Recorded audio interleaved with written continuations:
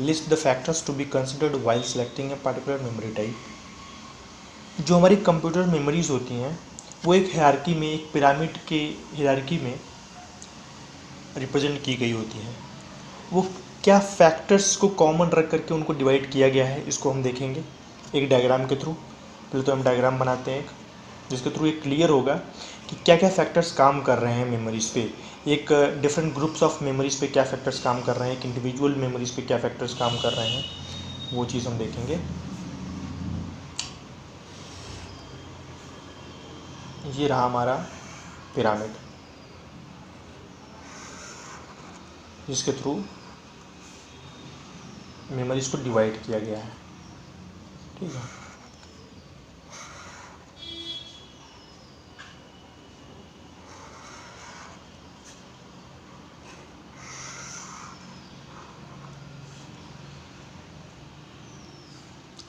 इसको different parts में divide किया गया है और इसमें जो कई लेवल्स बने हुए हैं, इसको हम लेवल 0 कहते हैं, इसको लेवल 1 कहते हैं, इसको लेवल 2 कहते हैं, इसको लेवल 3 कहते हैं, इसको लेवल 4 कहते हैं और लास्ट लेवल 5। लेवल 0 में हमारे रजिस्टर्स होते हैं जो सीपीयू के अंदर होते हैं। लेवल 1 में हमारी कैश मेमोरी होती है,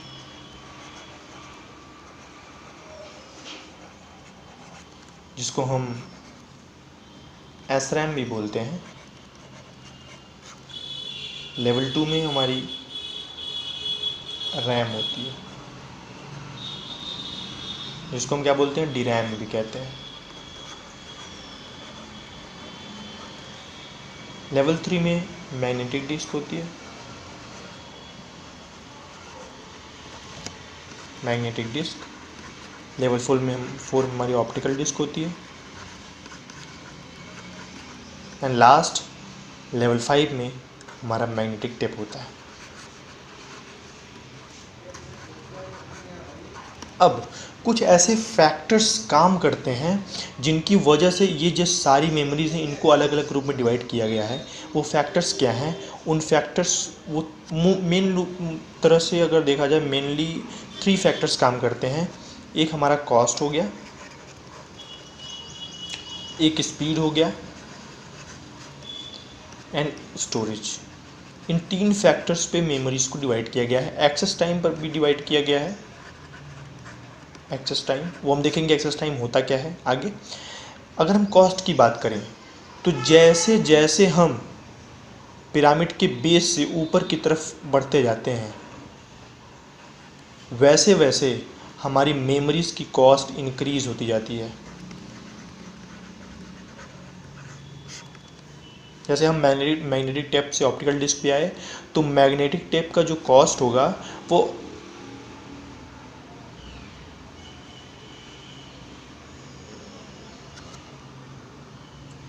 सॉरी ये थोड़ा मिस्टेक हो गया, ये नहीं रहेगा, ये इंक्रीज नहीं होगा, यस इंक्रीज ही होगा, सॉरी। जैसे जैसे हम ऊपर की तरफ बढ़ते जाते हैं जो कॉस्ट होती है हमारी वो इंक्रीज़ करती जाती है। जैसे अगर हम ऑप्टिकल डिस्क की बात करें तो ऑप्टिकल डिस्क का जो कॉस्ट होगा वो मैग्नेटिक टेप से ज़्यादा होगा। मैग्नेटिक डिस्क की बात करें तो मैग्नेटिक डिस्क की कॉस्ट जो है वो ऑप्टिकल डिस्क से ज़्यादा होगी। सेम सो ऑन अगर देखें तो रैम की जो कॉस्ट होगी वो मैग्नेटिक डिस्क से ज़्यादा होगी। कैश मेमोरी की जो कॉस्ट होगी वो रैम से ज़्यादा होगी एंड फाइनली रजिस्टर की जो कॉस्ट होगी वो सबसे ज़्यादा होगी, बिकॉज जो रजिस्टर का एक्सेस टाइम है वो बाकी सारे से ज़्यादा होता है जितने भी हैं नीचे।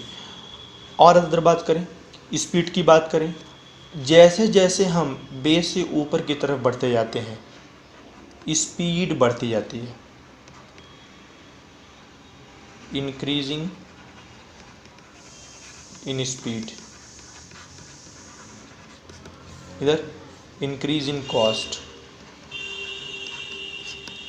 ठीक है, ये चीज़ तो स्पीड की बात होगी, कॉस्ट की बात होगी। अब बात करते हैं स्टोरेज की।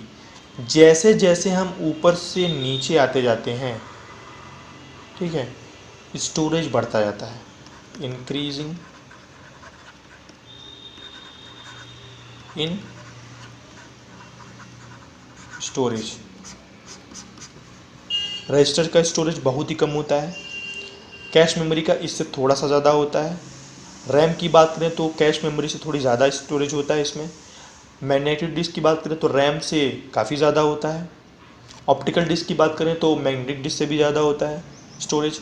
और मैग्नेटिक टेप की बात करें तो इनका जो स्टोरेज जो है वो बाकी सारे डिस्क से ज़्यादा होता है, सारी मेमोरी से ज़्यादा होता है।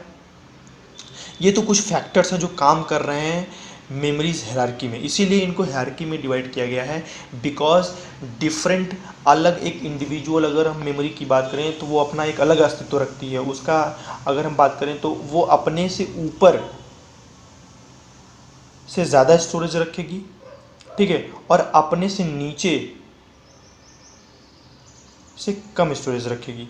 और कॉस्ट की बात करें तो जैसे जैसे हम ऊपर बढ़ते जा रहे हैं कॉस्ट इंक्रीज होती जा रही है, ठीक है। जैसे जैसे हम ऊपर बढ़ते जा रहे हैं स्पीड इंक्रीज होती जा रही है। Speed in the sense access time की वही स्पीड होता है कि सीपीयू अगर किसी चीज़ की इंस्ट्रक्शंस को मांगा है, जैसे अगर सीपीयू ने डिमांड किया है कि तुम्हारे इस एड्रेस पे ये इंस्ट्रक्शन रखा हुआ है, ये हमें चाहिए, ये डेटा रखा हुआ है, ये हमें चाहिए, तो जितनी जल्दी रिस्पॉन्स कर दिया उसने। जैसे कि पापा कहते हैं ना, पापा अगर कोई काम कह दिए, अगर बच्चा जितनी बच्चे की एक्सेस टाइम वही होती है कि जितने कम समय में वो काम करके वो पापा के पास पहुँचे कि पापा मैंने ये काम कर लिया, तो उसका जो एक्सेस टाइम होगा वो बेहतरीन होगा।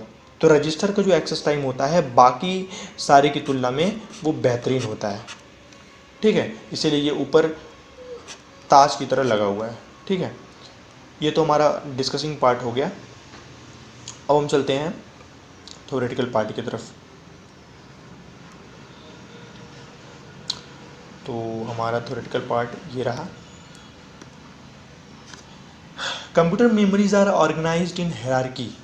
तो मैं एक मार्कर ले लेता हूँ, हाइलाइटर, ठीक है। हाइलाइटर से क्या होगा कि समझाने में आसानी रहेगी। Computer memories are organised in hierarchy because each level of memory provides a different balance between cost. देखिए मैंने फैक्टर्स की बात की थी ना, तो ये कॉस्ट एक फैक्टर डिसाइड करता है, कैपेसिटी डिसाइड करता है कि मेमोरीज जो है कैसे ऑर्गेनाइज रहेंगी, कैसे आपस में डिवाइडेड रहेंगी। स्पीड डिसाइड करता है कि वो कैसे एक दूसरे से अलग रह सकती हैं। ये चीज़ें डिसाइड करती हैं कि अगर ये चीज़ें सेम होती सबकी तो सारे जो है एक ही ग्रुप में होते, जितने भी होते सारे वो सब एक ही ग्रुप में होते, ठीक है। ये चीज़ें हर जगह सेम नहीं है, इसलिए उनको डिफरेंट पार्ट्स में डिवाइड किया गया है। The higher up in the hierarchy the faster and more expensive the memory is.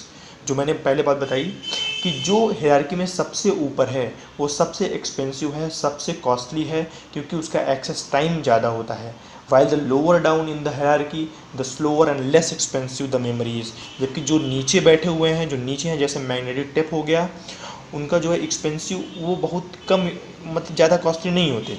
जैसे बहुत सारा स्टोरेज का हमें बहुत सारे स्टोरेज की जो पेन ड्राइव होगी या मेमोरी होगी वो हमें मिल जाएगी बहुत ही कम पैसे में, ठीक है। कॉस्ट उनका बहुत कम होता है, क्योंकि अगर हम रजिस्टर की बात करें तो रजिस्टर का कॉस्ट इन सबसे ज़्यादा होता है, ठीक है। तो ये हमने हायरार्की में समझा था। आगे बात करते हैं। When selecting a particular memory type several factors must be consider including speed, capacity, cost, volatility. Volatility मतलब कि वैनिशमेंट इन द सेंस कि जब तक हम उसे पावर दे रहे हैं तब तक उसमें डेटा एग्जिस्ट करेगा।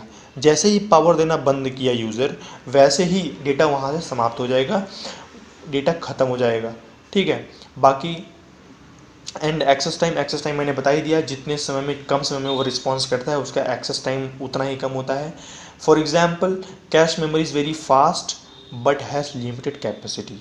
क्योंकि ये दूसरे नंबर पे है तो ये क्या करता है, ये बाकी नीचे से तो एक्सेस टाइम इसका फास्ट है लेकिन कैपेसिटी इसकी कम है, बिकॉज ये कॉस्टली है इसीलिए इसकी कैपेसिटी कम है, एंड इज़ एक्सपेंसिव बहुत लोग अफोर्ड नहीं कर सकते, इसीलिए ये इसकी कैपेसिटी कम रखी गई है, ठीक है, ताकि अफोर्डेबल हो। While main memory is slower then cash, ठीक है, जो रैम होता है हमारा, जिसको मेन मेमोरी भी कहते हैं, वो कैश से स्लो है, ठीक है, पर स्पेस उसे ज़्यादा रखता है, ठीक है। Secondary storage devices like hard drives and solid state drives in the sense pen drives have even larger capacity but are slower than main memory. इनकी कैपेसिटी तो लार्ज होती है, पर ये मेमोरी से स्लोअर होते हैं, स्पीड इनकी स्लो होती है, ठीक है। ये मेन मेमोरी की जो एक्सेस टाइम है, स्पीड है, वो ज़्यादा होती है। The memory hierarchy can be represented age pyramid, जैसा कि मैंने बताया कि जो मेमोरी हायरार्की है वो पिरामिड के रूप में रिप्रेजेंट की जाती है। इसमें fastest and most expensive memory जो होती है वो टॉप पे है, ठीक है, जैसे रजिस्टर्स हो गए उनको हम टॉप पे रखा गया है, और उनको फॉलो करते हुए मेन मेमोरी है। तब सेकेंडरी स्टोरेज डिवाइसेस हैं, जैसे हार्ड डिस्क हो गए और सॉलिड स्टेट ड्राइव्स हो गए, वो बॉटम पे रखे गए हैं। अगर इन सब के निचोड़ की हम बात करें तो the memory hierarchy allows for a balance between speed, capacity and cost. तो इन सब में बैलेंस बना के रखना मेमोरी हायरार्की का काम है, कि डिफरेंट जो मेमोरीज़ हैं जिनको अलग अलग पार्ट्स में डिवाइड किया गया है, सबकी एक अपनी यूनिक स्पीड होती है, सबकी अपनी यूनिक कैपेसिटी होती है, यूनिक कॉस्ट होता है। By organising different types of memory in a pyramid structure, the selection of a particular memory type depends on several factors. उनका सेलेक्शन कि हमें कौन सी मेमोरी यूज़ करनी है, वो डिफरेंट फैक्टर्स पे काम करता है, कि उसकी स्पीड हम देखेंगे, कैपेसिटी देखेंगे, कॉस्ट देखेंगे। इन मुख्यतः 3 चीज़ें देखते हैं जिसके तौर पे हमें पता लग जाता है कि हमारे लिए बेहतर कौन होगा, including speed, capacity, cost, volatility and access time. Access time most important है, स्पीड ज़्यादा होगी, एक्सेस टाइम कम होगा, ठीक है। ये रहा कंप्यूटर हायरार्की का पार्ट। Thank you.